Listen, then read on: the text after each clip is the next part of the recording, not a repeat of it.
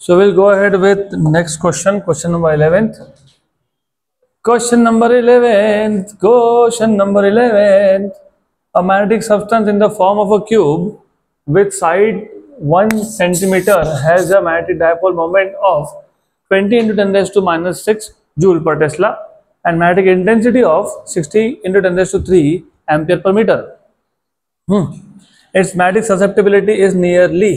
तो आपको ऐसा बोला है magnetic substance in the form of a cube.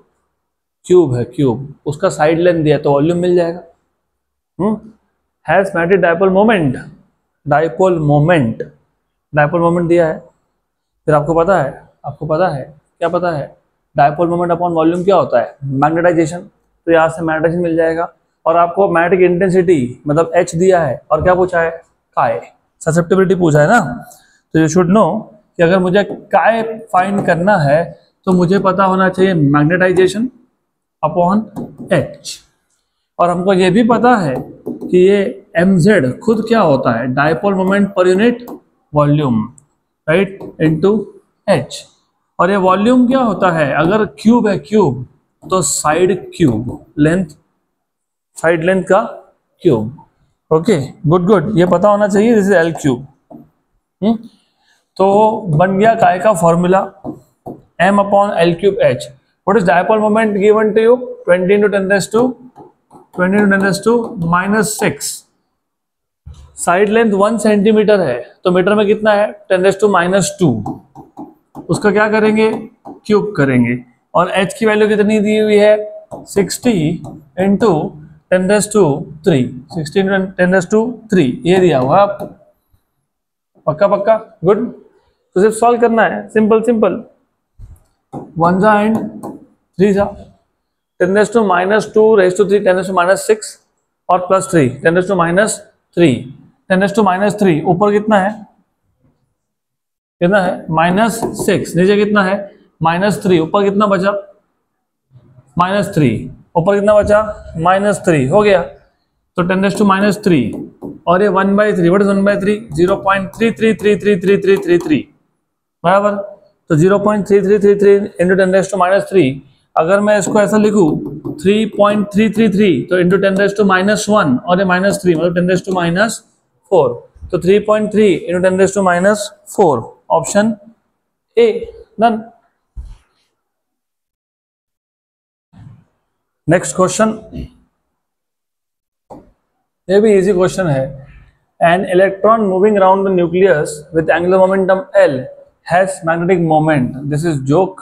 हमने ये कितनी बार प्रूव किया? वापस एक बार कर लेते हैं. As you know electron moving around the nucleus has a dipole moment of current into area. तो करंट ये होता है चार्ज अपॉन टाइम और एरिया होता है पाई आर स्क्वायर. और ये टाइम पीरियड होता है 2 pi R by V. Pi R square, pi और आर कैंसल, तो क्या हो गया? EVR by 2, right. फिर तुम इलेक्ट्रॉन के मास से इसको मल्टीप्लाई और डिवाइड करते हो. इलेक्ट्रॉन के मास से इसको मल्टीप्लाई और डिवाइड करते हो, है ना. इलेक्ट्रॉन के मास से EVR upon 2 mass of electron. What is mass into V into R? Angular momentum. तो डाइपोल मोमेंट क्या आ जाता है? E upon 2me into angular momentum. इधर से डिफरेंस ये है कि इन लोगों ने m यूज किया है, स्मॉल m यूज किया है मास ऑफ इलेक्ट्रॉन के लिए. तो मैं डाइपोल मोमेंट को कैपिटल M बोल देता हूँ. क्या फर्क पड़ने वाला है? तो EL/2m पता ही था हमको. ये तो EL/2m कहाँ पे? EL/2m option D. चलो अगला क्वेश्चन. Next question.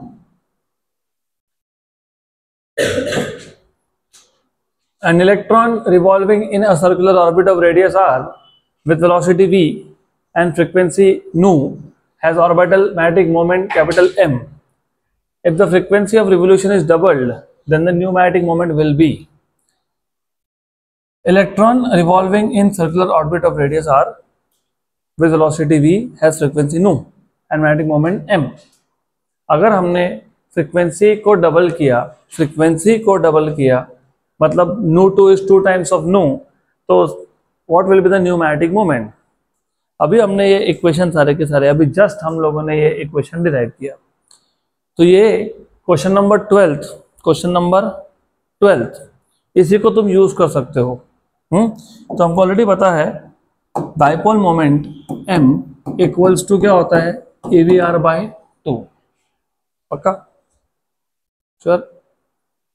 फ्रीक्वेंसी के साथ कनेक्ट करोगे कैसे? Time period. Okay, time period से भी कर सकते हो। You can say I into A, fine. What is I? E/T, good. और ये क्या है? πr²। Okay, E/T, what is T? 2π/ओमेगा, 2π/ओमेगा। अरे 2π/ओमेगा होता है ना, πr²। ठीक, तो m, E कांस्टेंट, पाई कांस्टेंट, 2 कांस्टेंट, रेडियस भी कांस्टेंट, तो m किस पे डिपेंड कर रहा है? लेकिन ओमेगा खुद क्या होता है? 2πn, 2π into frequency. ये एक तरीका था, दूसरा भी था। ये this is one method, yes, other method is also there. अभी मैंने बोला EVR/2, हाँ कि ना? यस, पक्का, यस। आपको पता है V equals to R omega होता है सर्कुलर मोशन में। क्या होता है? R omega. R constant, 2 constant, E constant, तो M is proportional to omega. तो M is proportional to omega, equation 1। But omega itself is 2π into frequency, मतलब omega is proportional to frequency, equation number 2। तो from 1 and 2, therefore from equation number 1 and 2, dipole moment m is proportional to frequency, मतलब m2/m1 equals to nu2/nu1। तो m2/m1 तो m था, frequency कितना किया? Double, nu क्या हो गया? कैंसल। तो m2 क्या हो गया? 2 times of m, 2m, option A. Next question, अगला question. A metal wire of length L, हमारे पास एक मेटल वायर है जिसका लेंथ L है and magnetic moment M। What is the new magnetic moment if it is bend in L शेप? अच्छा question है, सिंपल क्वेश्चन है। हमारे पास एक वायर है जिसका लेंथ है L, इसका डाइपोल मोमेंट है M। सबसे पहले आपको पता होना चाहिए कि डाइपोल मोमेंट डिपेंड किस पे करता है। डाइपोल मोमेंट डिपेंड करता है पोल स्ट्रेंथ पे और डिस्टेंस बिटवीन द 2 पोल्स। ये जो वायर है, इसका ये जो एक एंड, इसको मैं नॉर्थ पोल मान सकता हूँ और इसका दूसरा एंड को क्या मान सकता हूँ? South pole. तो dipole moment depends on pole strength into distance between 2 poles. What is the distance between 2 poles? L, equation number 1, बराबर। Depends on pole strength and the distance between 2 poles. तो पहले case में m is qm into L, बराबर। अब क्या बोला है? क्या शेप दे दिया? L। अब हमने इसी को बेंड कर दिया L शेप में। अगर मैंने ऐसा किया, इफ आई डू दिस, तो you have to first understand, ये जो नॉर्थ पोल है, ये नॉर्थ पोल यहाँ आ गया, मतलब यहाँ आ गया, हाँ कि ना? यस। और यहाँ पे आ गया साउथ पोल, हाँ कि ना? यस। तो ये टोटल लेंथ कितना था? L। तो ये कितना हो गया? L/2। और ये कितना हो गया? L/2। तो what is the new distance between north pole and south pole? L/2 और L/2 हाइपोटेन्यूस। अरे बाबा, L dash is under root of this side square plus this side square, तो L/2 का स्क्वायर मतलब L²/4 प्लस L²/4। सीधा बताना चाहिए था तुमने, √2 L/2 होता है वो। Okay, you must know this kind of basic things now, ये पता होने चाहिए। तो L dash equal to under root of 2 times of L²/4। तो √2 L²/4 का रूट कितना हो गया? L/2। तो कितना हो गया? L/√2। तो what is the new dipole moment M dash? Pole strength change हुआ क्या? नहीं, पोल स्ट्रेंथ चेंज नहीं हुआ, क्या चेंज हुआ? लेंथ, तो एल डैश। तो what is m dash? Q m into l by root two. लेकिन ये क्यू एम इंटू एल, ये क्यू एम इंटू एल कौन था? कौन था ये? एम था, एम। तो देयरफॉर एम डैश एस, ये है एम, तो ये हो गया एम बाय रूट टू। कितना हो गया? M by root two, option सी।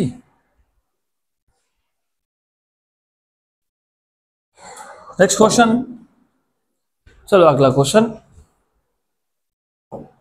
ये भी सिंपल है।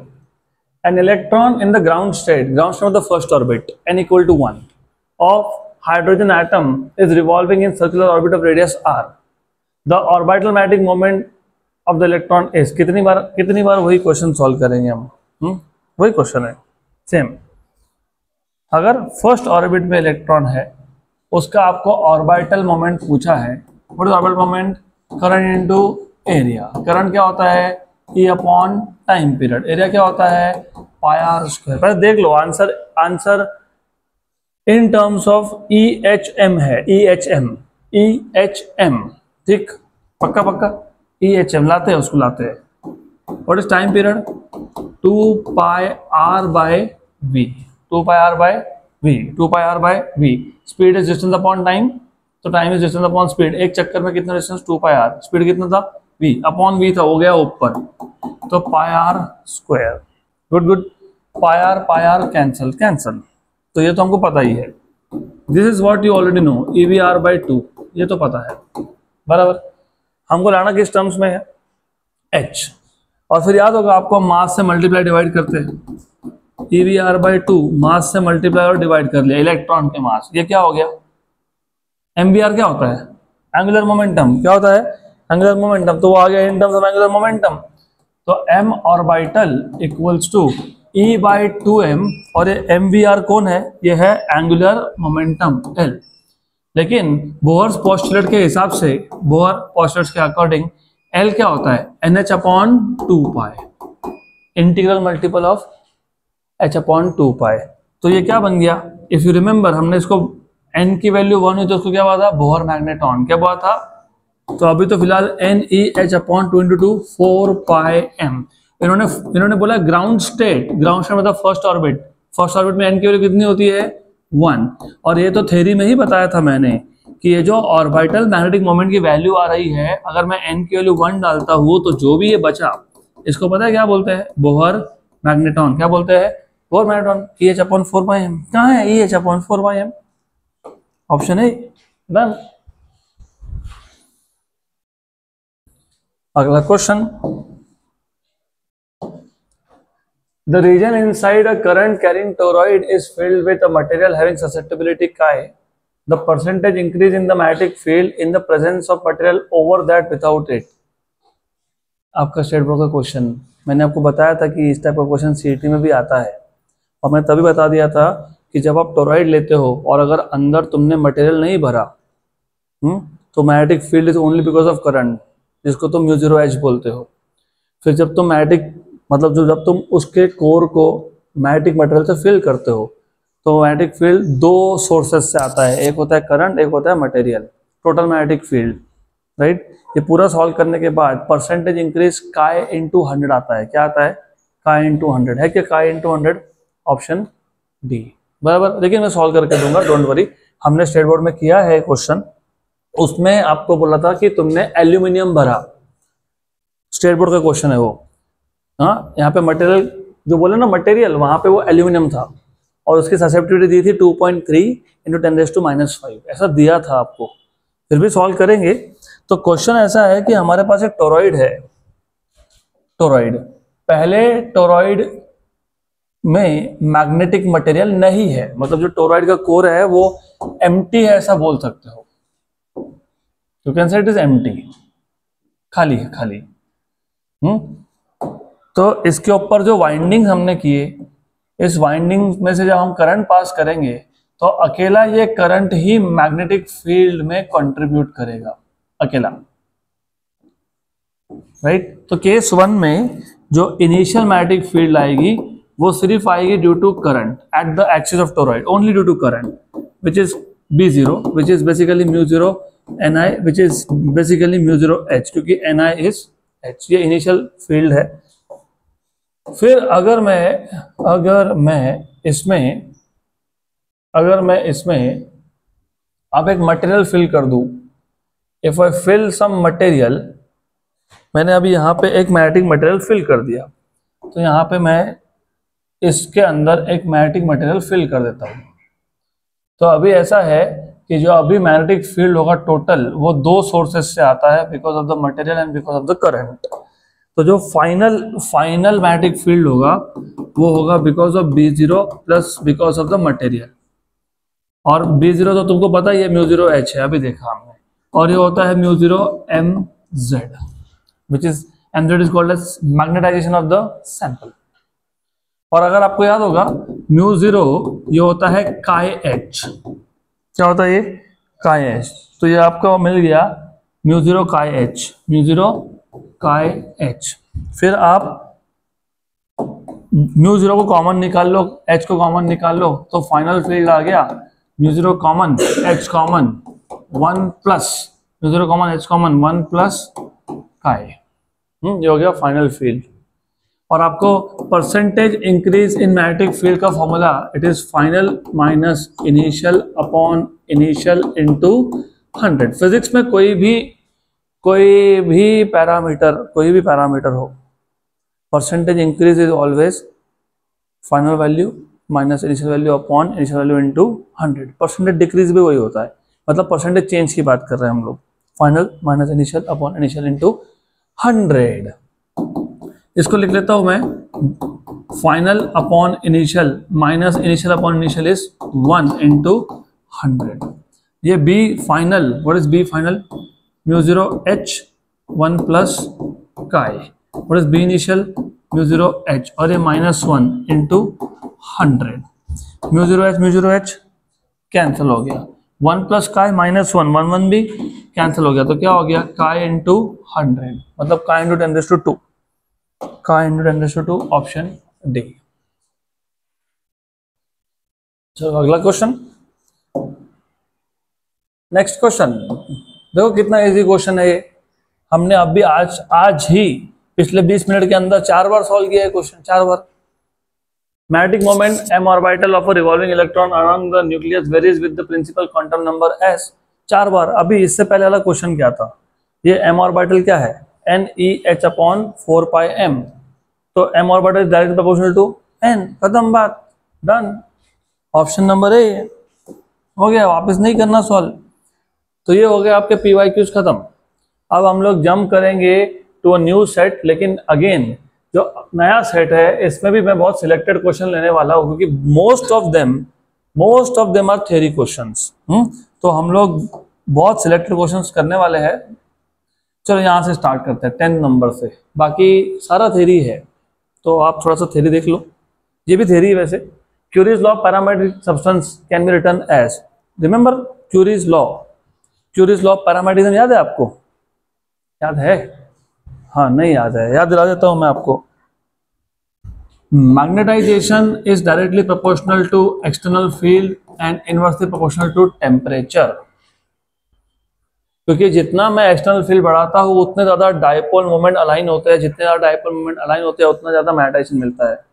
और magnetization is inversely proportional to temperature, क्योंकि जितना टेम्परेचर बढ़ेगा उतना रैंडमनेस बढ़ेगा, रैंडमनेस बढ़ने से मैग्नेटाइजेशन कम होता है, इनवर्स रिलेशन। फिर अगर आपको याद होगा ये mz को तुम लिखते हो CB external by T, where C is called as Curie constant. फिर ये mz होता है chi h, हाँ कि ना, यस। इसका मतलब तुमको क्या समझ में आया, chi और T का रिलेशन क्या है, इनवर्स है, तो हो गया susceptibility is inversely proportional to temperature. ये तो तुमको डायरेक्टली याद होना चाहिए था, ये हमने in the form of property भी लिखा है, properties of paramagnetic substance. So I will not basically let you write all this. Let us move to the next question. An iron rod of volume 10⁻⁻⁴ meter cube volume दिया है and relative permeability mu r 1000 is placed in a long solenoid के अंदर रखा है, wound with 5 turns per centimeter। तो solenoid के ऊपर कितने टर्न्स है पर centimetre? 5। If a current of 0.5 ampere is pass through the solenoid, अगर मैं सोलेनॉइड में से 0.5 एम्पियर का करंट पास करता हूं, then the magnetic moment of the rod is हमारे पास आयन रॉड है जिसका वॉल्यूम दिया है, रिलेटिव परमेबिलिटी दिया है, इसको तुमने कहाँ रखा? एक सोलेनॉइड के अंदर रखा। कहाँ रखा? सोलेनॉइड के अंदर, बराबर, इनसाइड। और उस सोलेनॉइड पे कितने टर्न्स थे? 5 टर्न्स पर सेंटीमीटर। कितना करंट पास किया? 0.5 एम्पियर। और आपको क्या पूछा है? Magnetic moment of the rod. जो क्वेश्चन को इमेजिन नहीं कर पा रहे, मैं आपको question with the help of diagram समझा देता हूं। हमारे पास है एक सोलेनॉइड, तो वी हैव अ सोलेनॉइड,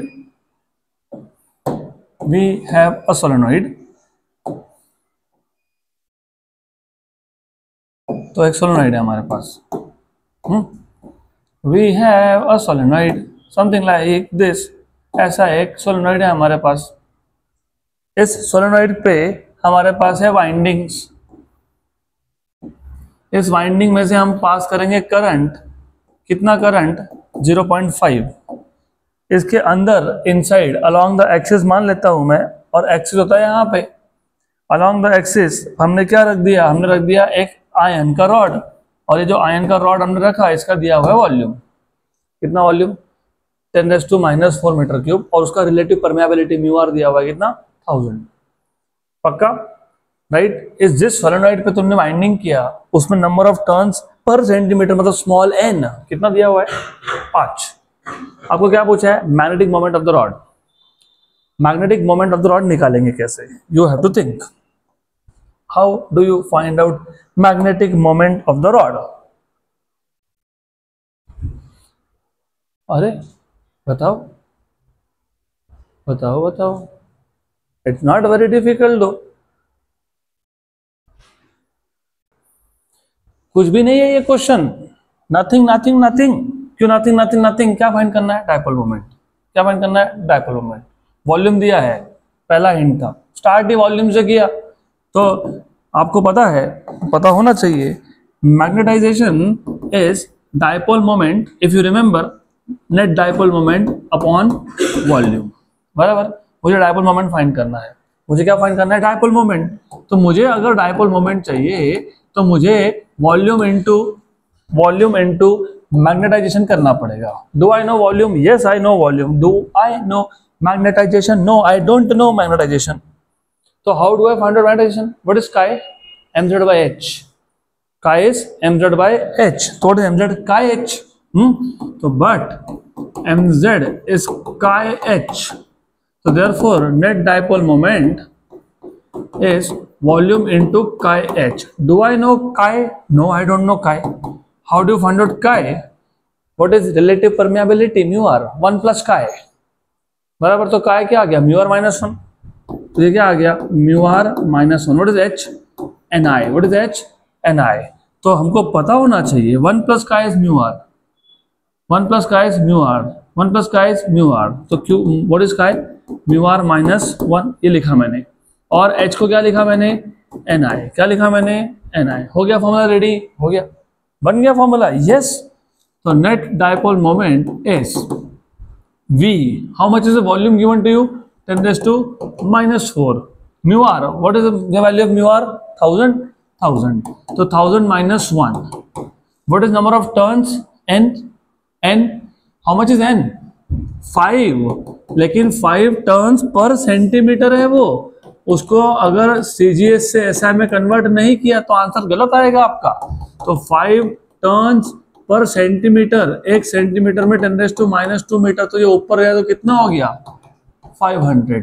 तो 500 टर्न्स पर मीटर, तो 500 टर्न्स पर मीटर। तो ये n, ये 500 है, इंटू करंट 0.5 है। पक्का पक्का?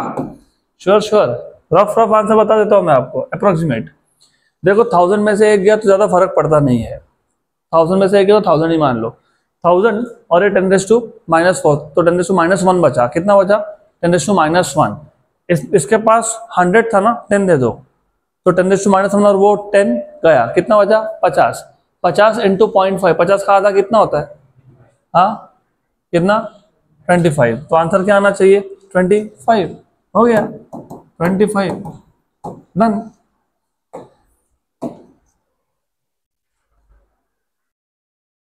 चलो अगला question, next question, a small rod of bismuth is suspended freely between the poles of a strong electromagnet।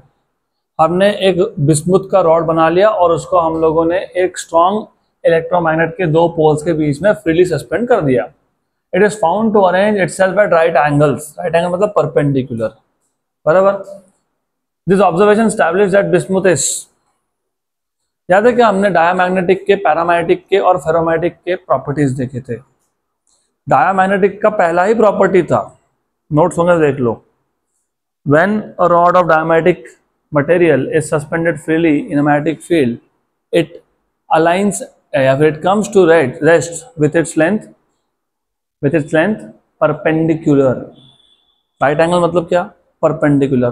तो बिस्मुथ कौन है? डायामैग्नेटिक है, ऑप्शन ए। और अगर पैरेलल बोला होता तो क्या होता? पैरामैग्नेटिक या फिर ferro, depending on the substance. The magnetic moment of a diamagnetic atom is, magnetic moment of a diamagnetic atom, diamagnetic substance के जो एटम्स होते हैं they are made up of even number of electrons. तो सारे electrons क्या है? Paired है। तो एटम के पास डायपोल मोमेंट है क्या? नहीं, तो जीरो। क्या आएगा? Zero, zero, done. अगला question, diamagnetic substance are, diamagnetic substance को जब तुम एक एक्सटर्नल फील्ड में रखते हो, नॉन यूनिफॉर्म फील्ड में रखते हो, तो वो अट्रैक्ट होता है कि रिपेल होता है? रिपेल। स्ट्रांगली कि वीकली? वीकली को बोलते हो फीबली, तो फिर क्या होता है? Feebly repel. कहां पे feebly repel? Option C, good, oh very good। the most appropriate magnetization versus magnetizing field H curve, क्या बात है, good for a paramagnetic substances। अच्छा एक बात बताओ, पहले दो बात बताओ, पहली बताओ फिर दूसरी बताओ। अगर मेरे पास y एक्सिस और x एक्सिस है, y और x, what is the slope? एक ग्राफ है y और x, एक लाइन है, what is the slope? y2 minus y1 upon x2 minus x1। हाँ चलो ठीक है, एक काम करो, एक पॉइंट जिसको तुम x1 y1 कोऑर्डिनेट लेते हो उसको ओरिजिन पे मान लो, मान लिया, और जो x2 y2 उसको xy मान लो, मान लिया, तो what is slope? y by x, y by x, y by x। यहाँ पे y एक्सिस कौन है? देखो देखो मेरे पीछे देखो, कौन है? कौन है y एक्सिस? कौन है y एक्सिस? m मतलब कौन? मैग्नेटाइजेशन। और x एक्सिस कौन है? h, mz बाय h क्या होता है? काय। क्या होता है? Very good. तो ये जो ग्राफ है इसका जो स्लोप है, इसका जो स्लोप है, इस ग्राफ का जो स्लोप है, इस ग्राफ का जो स्लोप है, मतलब जो y बाय x है, मतलब जो m बाय h है, वो मुझे क्या देगा? काय देगा। क्या देगा? काय। Therefore काय is slope in this case। हाँ कि ना? ससेप्टिबिलिटी काय कौन सा सब्सटेंस है? पैरामैग्नेटिक। पैरामैग्नेटिक का ससेप्टिबिलिटी क्या होता है? Positive and small. Positive slope मतलब अप द हिल और नेगेटिव स्लोप मतलब डाउन द हिल। तो पॉजिटिव एंड स्मॉल OA है, तो हो गया A, तो A खत्म, done. What about diamagnetic? Negative and small मतलब B, डन, हो गया। Next question, a domain in a ferromagnetic substance is in the form of a cube of side length 1 micrometer। तुम्हारा स्टेट बोर्ड का question है ये, state board में solve किया हम लोगों ने ये। फेरोमैग्नेटिक सब्सटेंस में छोटे छोटे रीजन्स होते हैं जिसमें सारे डायपोल मोमेंट एक ही डायरेक्शन में अलाइन होते हैं, उन छोटे छोटे रीजन को क्या बोलते हो? डोमेन। वो डोमेन का शेप क्या है? क्यूब, और उस क्यूब का लेंथ क्या है? 1 माइक्रोमीटर। तो वॉल्यूम कितना हो गया? 1 माइक्रोमीटर इज 10⁻⁻⁶ मीटर। तो लेंथ है 10⁻⁶। वॉल्यूम क्या होता है क्यूब का, एल क्यूब, तो वॉल्यूम क्या हो गया 10⁻⁻18 metre cube. If it contains 8 × 10⁻10 atoms, उस डोमेन में 8 × 10⁻10 एटम्स है, और each atomic dipole moment has a dipole moment of 9 × 10⁻24 ampere metre square. The magnetization of the domain is, बहुत सिंपल सा क्वेश्चन है, magnetization of the sample mz, ये होता है dipole moment per unit volume, बराबर। अगर हर एक एटम का डाइपोल मोमेंट m है, उसमें कितने एटम्स है n, तो टोटल डाइपोल मोमेंट कितना हो गया n × m अपॉन क्या, वॉल्यूम, अपॉन क्या, वॉल्यूम। लेकिन वॉल्यूम क्या होता है l क्यूब। तो याद रखना ये जो नेट डाइपोल मोमेंट है ना, ये n × m है, हर एक एटम का m × total number of atoms, और volume of cube is what, l cube. तो बन गया फॉर्मूला, ये हमने ऑलरेडी स्टेट बोर्ड में सॉल्व किया था। therefore you have mz equals to, what is the number of atoms, 8 × 10⁻10. How much is the dipole moment of each, 9 × 10⁻24. What is the side length, 1 micrometer, मतलब 10⁻6 metre, इसका क्या करेंगे, cube करेंगे। What is 8 × 9 = 72, 10⁻10 और -24 मतलब -14, और नीचे -18, 14 ऊपर -14 नीचे -18, तो 10⁻+4, 10⁻+4, या तो फिर 7.2 × 10⁻+5, दोनों में से जो भी आंसर होगा वो 7.2 × 10⁻+5। पक्का पक्का, श्योर। हाँ क्या, 72 को 7.2 × 10 लिखा और ये +5 आ गया। चलो अगला question, next question, choose the correct statement. A paramagnetic material tends to move from strong magnetic field to weak magnetic field. हाँ बात तो सही है ना, सही है, गलत है, गलत, क्योंकि वो तो डायमैग्नेटिक होता है ना, रिपेल, ये तो अट्रैक्ट होता है, अट्रैक्ट होता है वो वीक से कहा जाएगा स्ट्रॉन्ग की तरफ, तो ये गलत है। A magnetic material is in the paramagnetic phase below its Curie temperature, ये भी गलत है, सही है, गलत है। फेरोमैग्नेटिक मटेरियल उसका जब टेम्परेचर बढ़ाते हो तो एक टेम्परेचर पे वो फेरो से किस में कन्वर्ट हो जाता है, तो मतलब T > Tc पे वो क्या होता है, पैरामैग्नेटिक, T < Tc पे वो क्या होता है, फेरो। इन्होंने उल्टा बोला है, इन्होंने बोला है कि एक टेम्परेचर के नीचे वो पैरा होता है, नहीं, उसके नीचे तो फेरो होता है, उसके ऊपर वो क्या होता है, पैरा, तो ये गलत है। The resultant magnetic moment in an atom of diamagnetic substance is 0, ये सही है। Net dipole moment for diamagnetic atom is 0, ये सही है, right. Typical domain size of filament material is 1 nanometre, ये गलत है, क्योंकि टिपिकल साइज मैंने बताई थी माइक्रोमीटर के रेंज में होता है, तो सही क्या है, option C. Hysteresis for substances hysteresis BH curves are given as shown in figure. For making temporary magnets, which of the following is the best? बताओ, which of the following is the best? Temporary magnets के लिए कौन सा सबसे अच्छा है?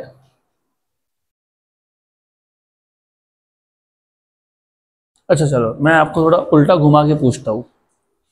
Temporary magnet और permanent magnet, हमने जो 3 टाइप के सब्सटेंस सीखे, कौन से 3? Diamagnetic, paramagnetic, ferromagnetic. उसमें से टेम्पररी वाले कौन है?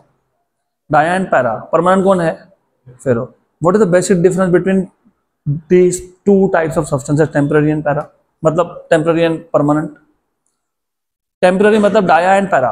डाया एंड पैरामैग्नेटिक सब्सटेंस में, डाया एंड पैरामैग्नेटिक सब्सटेंस में क्या होता है, एक्सटर्नल फील्ड हटाया तो क्या होता है, दे लूज देयर मैग्नेटिज्म, बराबर।